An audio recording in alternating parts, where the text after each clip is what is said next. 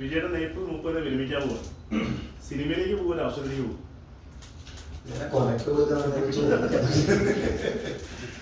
രാഷ്ട്രീയം സിനിമയിൽ എന്തായാലും അവർ വിളിച്ചു കഴിഞ്ഞാൽ മാക്സിമം പ്രൊഡ്യൂസറിന്റെ കാഴ്ച കളയാൻ വേണ്ടി പോകും. എന്നിട്ട് രാഷ്ട്രീയം എനിക്ക് എല്ലാവരും ഇഷ്ടമാണ്. ഞാനൊരു സ്പോർട്സ്മാനാണ്. എനിക്ക് എല്ലാവർക്കും ഇപ്പോൾ ആരെടുത്ത് വേണമെങ്കിൽ കയറി ചെല്ലാം. സഖാവ് പിന്നെ സാറെടുത്ത് വേണമെങ്കിൽ ഡയറക്റ്റ് കയറി ചെല്ലാം. മറ്റേ മുരളീധരനായാലും ഡയറക്റ്റ് കയറി ചെല്ലാം. ഇപ്പോൾ ചെന്നിത്തലയായാലും ഡയറക്റ്റ് കയറി ചെല്ലാൻ പറ്റും. പക്ഷെ എനിക്ക് അത് തന്നെ നല്ലത്. എനിക്ക് ഞാനൊരു ഫ്രീ ബാഡാണ്. എനിക്കിങ്ങനെ ഇങ്ങനെ ഇരുന്ന് പറ്റില്ല. എനിക്ക് അങ്ങനെ അഹംഭാവമൊന്നുമില്ല. ഇപ്പോ ചേച്ചിക്ക് ചേച്ചിക്ക് അതുപോലെ സച്ചിന് കൊടുത്ത പോലെ ഡയറക്റ്റ് സ്പോർട്സിന്റെ പേരിൽ ഒരു MP സ്ഥാനം തരുന്ന ഞാൻ വേണ്ടെന്ന് വയ്ക്കുന്നില്ല. തീർച്ചയായിട്ടും ഞാൻ സ്വീകരിക്കുക. അതൊരു പാർട്ടിയല്ല തരണം. കാരണം ഒരു സ്പോർട്സ്മാൻ ആയിരുന്നു തരണം. ഇപ്പൊ ചേച്ചി ഒരു പാർട്ടിയായിട്ടോ സച്ചിൻ ഒരു പാർട്ടിയായിട്ടോ ഒന്നല്ല കൊടുത്തിട്ടുണ്ട്. ഒരു സ്പോർട്സ്മാൻ അതെല്ലാവർക്കും ഇന്ത്യയിൽ ഇപ്പൊ അങ്ങനെ കൊടുക്കുന്നതാണ്. അത് കിട്ടിയാൽ തീർച്ചയായിട്ടും ഞാൻ വേണ്ടെന്നൊന്നും പറയില്ല. അത്രയ്ക്ക് ഒരു അഹംഭാവമൊന്നും ശരിക്കും. ഒരു അക്കാഡമി ഉണ്ടായിരുന്നില്ലേ, അതിപ്പോ എന്താണ്? ഇല്ല, ഇപ്പൊ എനിക്ക് എന്തായാലും പോലീസിൽ ജോലിയുള്ള കാരണം പ്രൈവറ്റ് ആയിട്ട് ഒന്നും ചെയ്യാൻ പറ്റില്ല. നമുക്കറിയാം ഗവൺമെന്റ് ജോലിയാണ്. പക്ഷെ അത് കഴിഞ്ഞിട്ട് റിട്ടയർഡ് നോക്കാം. തീർച്ചയായിട്ടും ഒരു അക്കാഡമി നോക്കണം. രാജാന്റെ മിനിസ്റ്ററായിട്ട് ഇന്ന് സംസാരിച്ചിട്ടുണ്ട്. സഹായിക്കാന്ന് പറഞ്ഞിട്ടുണ്ടാവും ഗവൺമെന്റിന്റെ. ഇന്ത്യൻ അത്ലറ്റിക്സ് അസോസിയേഷന്റെ പ്രവർത്തനങ്ങളായിട്ട് കേരളത്തിൽ നിന്ന് ഒരാളാണല്ലോ ഇപ്പോൾ അത് പ്രസിഡന്റ് ആയിട്ടുള്ളത്. അതിന്റെ പ്രവർത്തനം പല കോൺട്രവേഴ്സിയും വരുന്നുണ്ട്. എങ്ങനെയാണ് താങ്കൾ അതിനെ കാണുന്നത്? ഇതേട്ടാ ചാറ്റിനാറിനെ പോലെ തന്നെ എനിക്കറിയുള്ളൂ. അത് അത്രയ്ക്കും നമ്മളായിട്ട് ചേച്ചീനെ ഉദ്ദേശിച്ചല്ല പറഞ്ഞത്. അല്ല, അവരെ ഉദ്ദേശിച്ച ചേച്ചിയല്ലേ മറ്റേ അല്ല, എനിക്ക് അതിനത്ര അത്ലറ്റിക് അസോസിയേഷൻ എന്നുള്ള നിലയ്ക്ക് അത്ലറ്റ് അസോസിയേഷനും ഫുട്ബോളേഴ്സ് അവരത്ര കണക്ഷൻ നമ്മളത്ര ചേച്ചിനെ അറിയാൻ നന്നായിട്ട്. ചേച്ചിനെ അറിയാം. ഒളിമ്പിക് അസോസിയേഷൻ്റെ ഇതാണെന്നൊക്കെ അറിയാം. MP ആണെന്നറിയാം. ചേച്ചി ബെസ്റ്റ് അത്ലറ്റ് ആണ്. നമുക്ക് അറിയുന്നതാണ്. പക്ഷെ കോൺട്രവേഴ്സിയുടെ കാര്യം എനിക്ക് എത്ര ഡൽഹിയൊക്കെ ഒന്ന് പഠിക്കണ്ടേ? ഡൽഹി ഒക്കെ ഒന്ന് പഠിക്കണ്ടേ? ഡൽഹിയൊക്കെ ഡൽഹിയാ കേരളമൊക്കെ വിട്ടിട്ട് ഇപ്പൊ ഇത്രയും പത്മശ്രീ ഒക്കെ വരുമ്പോ ഈ പത്മശ്രീ വാങ്ങാൻ മാത്രമല്ലേ ഇപ്പൊ രാഷ്ട്രപതി ഭവനിൽ പോകുള്ളൂ. അങ്ങനെ അർജുന അവാർഡ് പഠിക്കാൻ പോയിട്ട് അതെ. അപ്പൊ അതൊക്കെ ഒന്ന് അവിടേക്ക് ഈ പ്രവർത്തന രംഗം കുറച്ചുകൂടി അവിടെ പോകണമെങ്കിൽ ഹിന്ദി അറിയാം. MSP കുറച്ച് കുട്ടികളെ നമ്മളൊരു പഠിപ്പിക്കാന്നുള്ള രീതിയിൽ പദ്ധതി ഉണ്ടായിരുന്നില്ല. ആ ഗവൺമെന്റ് ഒരു അക്കാഡമി MSP അതിന് പ്രോജക്റ്റ് നടക്കുന്നുണ്ട്. കാരണം MSPയിൽ ഓൾറെഡി ഇപ്പൊ അക്കാഡമി ഉണ്ട്. MSP സ്കൂളിൽ ഇത് പോലീസിന്റെ ഒരു ഭാഗമായിട്ട് തുടങ്ങാനാണ് നോക്കുന്നത്. MSP എന്തായാലും പിള്ളേരുടെ സ്കൂളില് ടീമുണ്ട്, നല്ല ടീമുണ്ട്. പക്ഷെ അതല്ലാണ്ട് പോലീസിന്റെ ഒരു അക്കാഡമി ആയിട്ട് തുടങ്ങാനാണ്. അപ്പൊ അതിന്റെ DGPയും ഗവർണറിന്റെ ഇതൊക്കെ തുടങ്ങിയിട്ടുണ്ട്. എന്തായാലും റിട്ടയർഡ് ചെയ്ത് നടക്കുന്നത്. ഞാനൊരു പ്ലാനുണ്ട്. ഇല്ലില്ല, അങ്ങനെ പ്ലാനൊന്നുമില്ല. റിട്ടയർഡ് ആവുമ്പോൾ പറയുമ്പോൾ ഒരു വിഷമമുണ്ട്. കാരണം ഈ പൈസ എന്തായാലും റിട്ടയർഡ് ആവണം. നമുക്കൊരു സമയമില്ല. ഒന്നും മാറ്റാൻ പറ്റാത്ത വേറെ എന്ത് വേണമെങ്കിൽ നമുക്ക് മാറ്റാം. റിട്ടയർമെന്റാണ് മാറ്റാൻ പറ്റാത്തത്. അത് ഓക്കെ, അത് ലൈഫിലൊരു ഭാഗമാണ്. അത്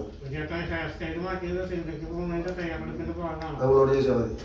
ഓളെന്നെ ആള് അതിനെത്ര മോശമായിട്ട് ആളോ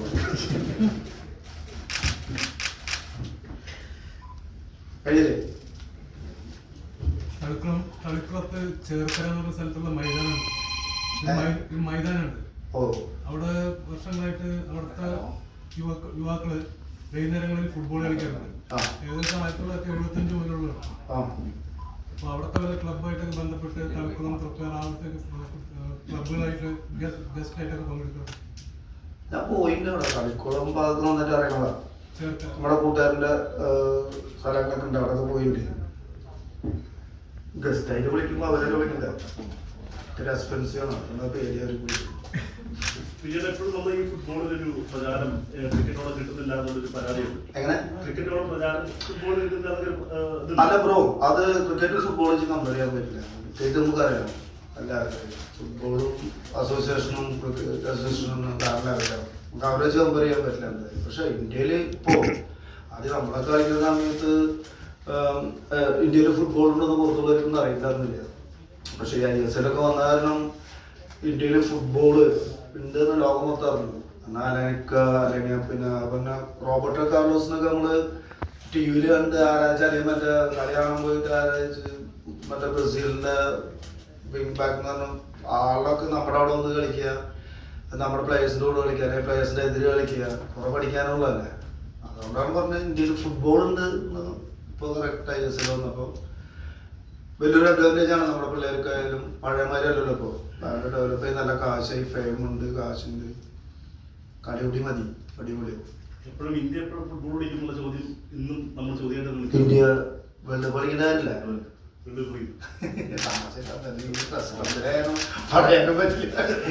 അതല്ല, തീർച്ചയായിട്ടും കളിക്കുന്നത് വലിയ ആഗ്രഹമുണ്ട്, എനിക്കും ആഗ്രഹമുണ്ട്. ഞാൻ പറയുന്നത് ഇപ്പോൾ ഉള്ള പ്ലേയേഴ്സിന് തന്നെ, ഞാനൊരു മറ്റേ ഓൾ ഇന്ത്യ ഫുട്ബോൾ ഫെഡറേഷൻ്റെ ടെക്നിക്കൽ കമ്മിറ്റി ചെയർമാനാണ്. പക്ഷെ നമ്മളൊക്കെ തന്നെയാണ് തീരുമാനിക്കും. കാരണം ഇപ്പോൾ ഈ കളിക്കുന്ന പ്ലേയേഴ്സിനെ കൊണ്ട്, ഇപ്പൊ ഇന്ത്യ കളിക്കുന്ന പ്ലേയേഴ്സിനെ കൊണ്ട് വേൾഡ് കപ്പ് കളിക്കാൻ നടത്തുന്നതല്ല. ഞാൻ പറഞ്ഞൊരു 10-25-26 വർഷം. അപ്പോൾ ഈ ഒരു ചെറിയൊരു പ്രായത്തിൽ കുറച്ച് കുട്ടികളെ എടുത്തിട്ട്, പക്ഷെ നമ്മളുള്ള അതിനുള്ള ഫണ്ട് ഉണ്ടാവണ്ടേ, എടുത്ത് പുറത്തൊക്കെ വിട്ട് നല്ലൊരു 10-40 പേരിനെ ചെറിയ കുട്ടികളൊക്കെ വിട്ട് പഠിപ്പും കാര്യങ്ങളൊക്കെ കൊടുത്ത്, പുറത്തുള്ളവരൊക്കെ അങ്ങനെയാണെങ്കിൽ ഇപ്പൊ നല്ല നല്ല പ്ലേയേഴ്സിന് അവരെടുത്ത് വന്നോട് അവരുടെ PR കൊടുത്ത്, ഇപ്പൊ എവിടെ ഏത് ടീമായാലും, ഇപ്പൊ ഫ്രാൻസ് ആയാലും ഇറ്റലിയായാലും ഇവരൊക്കെ ചെയ്യാൻ പുറത്തുനിന്നുള്ള എടുത്ത് PR കൊടുത്ത് പിന്നെ അവരവിടെ കളിപ്പിക്കലാണ്. അത് അവര് നല്ല നല്ല നമ്മുടെ അവിടുത്തെ ടാലന്റ് കുറവൊന്നുമില്ല ഇന്ത്യയില്. പക്ഷെ അത് ഗ്രോത്തിൽ കൊണ്ടുവരാനുള്ള ബുദ്ധിമുട്ട് മാത്രമല്ലോ. തീർച്ചയായും 10-25 ഇങ്ങനെ പോകാൻ വേൾഡ് കപ്പ് കളിക്കാം. കാരണം ഇനിയിപ്പോൾ അടുത്ത വേൾഡ് കപ്പ് എന്ന് പറഞ്ഞാൽ ടീം, ഈ വേൾഡ് കപ്പ് കഴിഞ്ഞാൽ അടുത്ത വേൾഡ് കപ്പ് എന്ന് പറഞ്ഞാൽ ഈ സൗത്ത് നമ്മുടെ ഏഷ്യന്ന് ടീം കൂടാണ്. ഭാഗ്യമുണ്ടെങ്കിൽ നമുക്കും ഈ യൂറോപ്പിലൊക്കെ വലിയ 10-15 ടീം രാജ്യങ്ങൾ വരുമ്പോൾ നമ്മളൊന്ന് ഏഷ്യന് വളരെ പ്രാധാന്യം കുറവല്ലേ, ഏഷ്യനാണ് ഈ വഴിക്കില്ലേ? തീർച്ചയായും അല്ല, അവിടെ ഏഷ്യന്ന് ഇപ്പോൾ ടീം കൂടുതലാണ് അടുത്ത വേൾഡ് കപ്പ് തൊട്ട്. ഈ വേൾഡ് കപ്പ് അല്ല, അമേരിക്ക വേൾഡ് കപ്പ് തൊട്ട്. അപ്പൊ തീർച്ചയായിട്ടും നമുക്ക് ചാൻസ് ഉണ്ട്.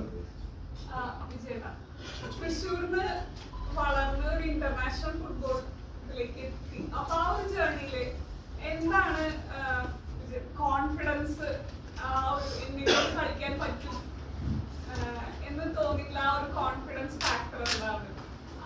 ചില മൊമെന്റ് ഉണ്ടാവില്ല, ഇത് എന്നെ കൊണ്ട് പറ്റുമോ എന്ന് ചിന്തിക്കുന്ന? ഇല്ല, അതൊന്നുമില്ല മോളെ. എന്താ വെച്ചിട്ടുണ്ടെങ്കിൽ ആകെ അറിയുന്ന കളി അത് മാത്രമേ ഉള്ളൂ. അതന്നെ ഒരു കോൺഫിഡൻസ്. ഇതില്ലെങ്കിൽ പിന്നെ അച്ഛനെ പോലെ 1 മണിക്ക് ഇറങ്ങിട്ട് വന്നേ. അപ്പൊ അതാണ് എന്റെ കോൺഫിഡൻസ്. അത് കളി അറിയാറുള്ളൂ. അങ്ങനെ പിന്നെ ചെറുപ്പത്തിൽ കുറെ പഠിപ്പിച്ചു തന്നു, കുറെ പേര് ചാത്തൻ സാർ ക്യാമ്പിലൊക്കെ വന്ന് കിട്ടു. അവിടുന്ന് ബേസിക് ഒക്കെ പഠിച്ചു. പിന്നെ ചെന്ന് പെട്ടത് പുലിമടയിലാണ്. അത്രയും പുലികളുള്ള സ്ഥലത്താണ് ചെന്ന് പെട്ടത്. ഇന്ത്യയിലെ ടോപ്പ് പ്ലേയേഴ്സുള്ള കേരള പോലീസിലാണ് ഞാൻ 17 വയസ്സിൽ ചെന്ന് പറഞ്ഞത്. അതൊക്കെയാണ് എൻ്റെ ഭാഗ്യം. കാരണം അത്ര വലിയ നല്ല പ്ലേയേഴ്സിൻ്റെ എതിര് കളിക്കാൻ പറ്റുന്നു. ഞാനിങ്ങനെ ആലോചിച്ചിട്ടുണ്ട്, എനിക്ക് ഞാൻ അവിടെ 17 വയസ്സിൽ നിൽക്കുമ്പോൾ ഞാൻ എതിര് കളിക്കുന്നത് ഇത്ര ഇന്ത്യയിലെ ഏറ്റവും ടോപ്പ് ബാക്കിൻ്റെ അടുത്താണ് ഞാൻ കളിക്കുന്നത്. ഡിഫൻസ് ആയാലും ഹാഫ് ബാക്ക് ആയാലും അവരെ കൂടെ കളിച്ചാൽ കിട്ടിയ എക്സ്പീരിയൻസ് എനിക്ക് മറ്റൊരു ടീമിൻ്റെ അടുത്ത് പോകുമ്പോൾ ഇവരുടെ അടുത്ത് ഒന്നുമില്ലാത്ത ഡിഫൻസാണ് അവിടെ നിൽക്കുന്നത്. അതെനിക്ക് അതിനുള്ള സക്സസ് ആവാൻ പറ്റിയതില്ലാണ്. എൻ്റെ കേരള പോലീസിൻ്റെ കൂടെ വന്നതാണ് എനിക്ക് ഏറ്റവും വലിയ സക്സസ് ഉണ്ട്. അതന്നെയാണ് ഏറ്റവും വലിയ കോൺഫിഡൻസ് ആകുന്നത്.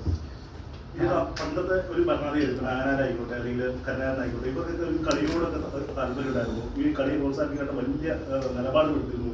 വിജയേട്ടൻ 17-ാമത്തെ വയസ്സിൽ തന്നെ പോലീസിലേക്ക് ചേർക്കാനുള്ള ഒരു ശ്രമങ്ങളൊക്കെ ആ സമയത്ത് വിജയമണ്ഡലമില്ല. ഇന്നത്തെ ഭരണത്തിൽ അത്രയും ഒരു ഊർജ്ജമില്ല, ആർജവില്ലേ സംഭവത്തിൽ? പക്ഷേ അങ്ങനെ പറയാൻ പറ്റില്ല. കാരണം ഇന്ത്യയിലെ ഒരു ഗവൺമെന്റും ഇത്ര സ്പോർട്സുകാർക്ക് ജോലി കൊടുത്ത് നമുക്ക് പറയാൻ പറ്റും. അവിടെ നിന്ന് എത്ര പേർക്ക് ജോലി? 400-500 എത്രയാണ് ഒരുമിച്ച് അപ്പോയിൻമെന്റ് കൊടുത്ത ഗവൺമെന്റ് ജോലി അല്ലേ? പക്ഷെ എന്നെ സംബന്ധിച്ച് ഓക്കെ, കരുണാകരൻ ഉള്ളപ്പോൾ തന്നെയാണ് എന്നെ പോലീസ്. പക്ഷെ കരുണാകരൻ ഉള്ളപ്പോഴാണ് കേരള പോലീസ് ഇത്രയധികം ആൾക്കാർക്ക് ലൈഫ്. ജോസഫ് സാറും കരുണാകരനും മറ്റേ ഗോപിനാഥ് സാറും ഉള്ള കാര്യം തന്നെ കേരള പോലീസിന്റെ അവർക്ക് ഇത് കുറെ പേരെ രക്ഷപ്പെടുത്തിയത്.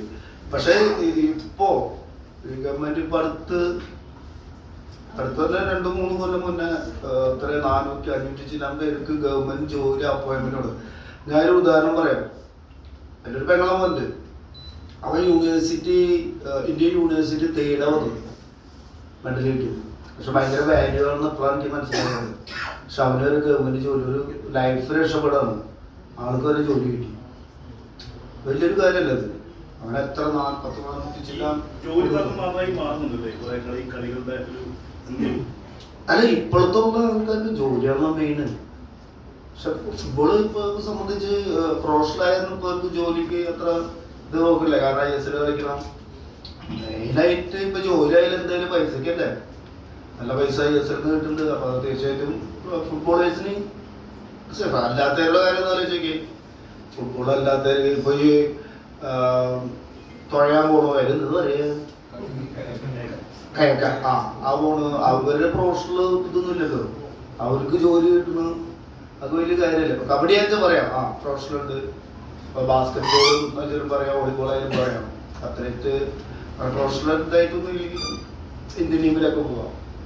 പക്ഷെ ജോലിയാണല്ലോ മെയിൻ. അത് കൊടുക്കാന്ന് പറഞ്ഞ ചെറിയ കാര്യമൊന്നുമില്ല.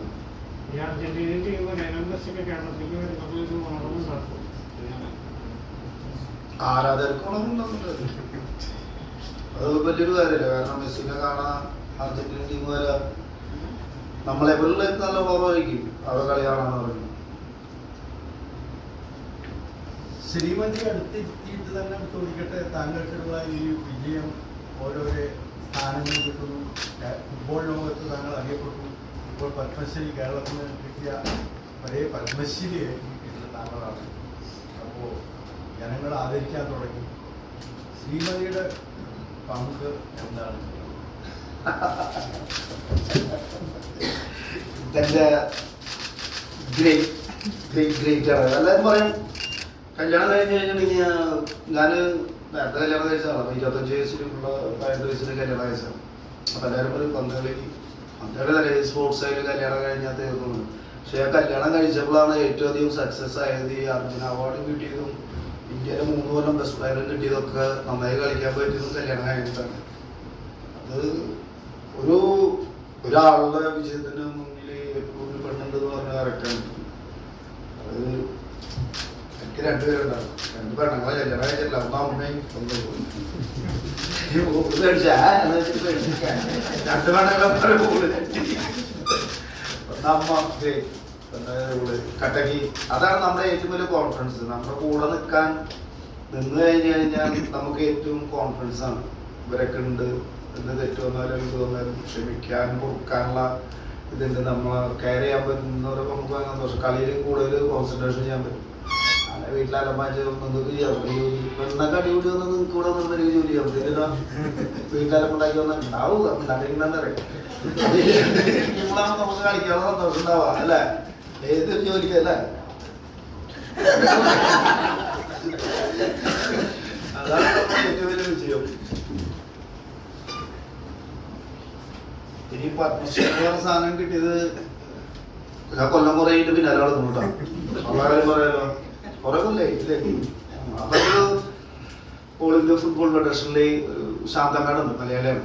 കുറെ കൊല്ലമായിട്ട് വർക്ക് ചെയ്യുന്നത്. ആ മാഡത്തിന് കറക്റ്റായിട്ട് അറിയാം. ആ മാഡമാണ് എല്ലാ കൊല്ലം അപ്ലൈ ചെയ്യാം. അപ്പം ആ മാഡം എല്ലാം തോന്നുന്നു ഇത്തിരി കിട്ടും എന്നുള്ള പ്രതീക്ഷ ഒക്കെ ഉണ്ടാവും. പക്ഷേ കിട്ടില്ല. അപ്പോഴും ഞാൻ മാഡം പറഞ്ഞു വിജയ് നമ്മൾ വിടില്ലത്. ഞാനും പറഞ്ഞു മാഡം നിങ്ങൾ 60 വയസ്സായാലും 70 വയസ്സായാലും ജീവിച്ചിരിക്കും കിട്ടണ നമ്മൾ അപ്ലൈ ചെയ്യുമെന്ന് പറഞ്ഞു. അപ്പോൾ നമുക്ക് അത് ഈ കൊല്ലം അപ്ലൈ ചെയ്തായിരുന്നു. അതുകൊണ്ട് മാഡം അപ്ലൈ ചെയ്യാം. അങ്ങനെ ചെയ്ത് അവർക്ക് തരാണ്ടിരിക്കാൻ പറ്റാണ്ടൊക്കെ നന്നാണ്.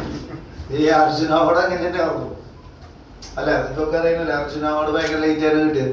പക്ഷെ ഇതിപ്പോ എനിക്ക് ലേറ്റായി കിട്ടിയത് ഭയങ്കര ഗുണമുണ്ട്. കാരണം എൻ്റെ റിട്ടയർമെന്റും ഈ പത്മശ്രീയും കിട്ടിയത് അങ്ങനെ ഒരാൾക്കും കിട്ടില്ലാന്ന് തോന്നുന്നു. അത് വലിയൊരു ഭാഗ്യമാണ്. ഗവൺമെന്റ് ജോലി കൊടുക്കുന്ന പോലീസ് അല്ല 4 മാസമുള്ളൂ. ഇതെന്താണെന്ന് മനസ്സിലായിട്ടാണോ ഇതിന് പിന്നാലെ നടന്നിരുന്നത്? ഏത് ഈ പത്മശ്രീ ചേട്ടന് എത്ര അറിയാതെ എനിക്കറിയുള്ളൂ. അതൊന്നും കാര്യമില്ലല്ലോ. ഫെയിമാന്നറിയാം ഈ അവാർഡ്. അതാണ് കാര്യം. ചേട്ടാ ഒന്ന് പറഞ്ഞത് എങ്ങനെയാണ് എന്റെ വെയിറ്റ്? അത് സാധാരണ ഫലകം നമുക്ക് തരും എന്നല്ലാതെ വേറെ ഫൈനാൻഷ്യൽ ആയിട്ടുള്ള ബെനിഫിറ്റ്സോ ഒന്നും ഇല്ല. ചേട്ടാ ഒരു 1000 കോടി ചേട്ടൻ കൊടുത്തിട്ട് ഈ അവാർഡ് മേടിക്കാൻ പറ്റും. അപ്പൊ അതിൽ പൈസ ഇല്ല, അർത്ഥമല്ലോ. അവാർഡല്ല മെയിൻ. അപ്പൊ നമ്മുടെ പ്രാഞ്ചിയായിട്ട് എത്ര കാലം അത് സിനിമയല്ലേ? അത് സിനിമ, അത് മറ്റേ എന്താ പറയുക, ആർട്ട്, ഒരു അഭിനയമാണ് അതല്ലേ? ഇത് വെച്ച് കമ്പയർ ചെയ്യാൻ പറ്റില്ലല്ലോ. അദ്ദേഹത്തിന് കിട്ടിയില്ലല്ലോ. ചേട്ടാ അത് മമ്മൂക്ക് കിട്ടിയിട്ടുണ്ടല്ലോ, പത്മശ്രീ അല്ലേ മമ്മൂക്ക? ആ, പടത്തിലെ പടമായിട്ട് കാണണം, ജീവിതമായിട്ട് കാണണം. ഈ ആദരവ് കിട്ടിയ നിലയ്ക്ക് എന്താണ് സമൂഹത്തോട് താങ്കൾക്ക് പറയാനുള്ള പ്രത്യേക സന്ദേശം വല്ലതും? എന്ത് എൻ്റെ ഒരു ഭാഗ്യം, ഒരു അവാർഡ് കിട്ടിയത്, വലിയൊരു അവാർഡ് കിട്ടിയത്. ആൾക്കാരോട് ഇപ്പൊ ഞാനെന്താ പറയാ, അവരെല്ലാം എന്ത് പറയട്ടെ, ഞാനിപ്പോ എന്താ പറയട്ടെ അവരോട്? അല്ല, നിങ്ങളുടെയൊക്കെ എല്ലാം സപ്പോർട്ട് കാരണം തന്നെ കിട്ടിയത്, അവരെല്ലാം പ്രേമികള് എല്ലാവരും സപ്പോർട്ട് കാരണം തന്നെ കിട്ടിയത്.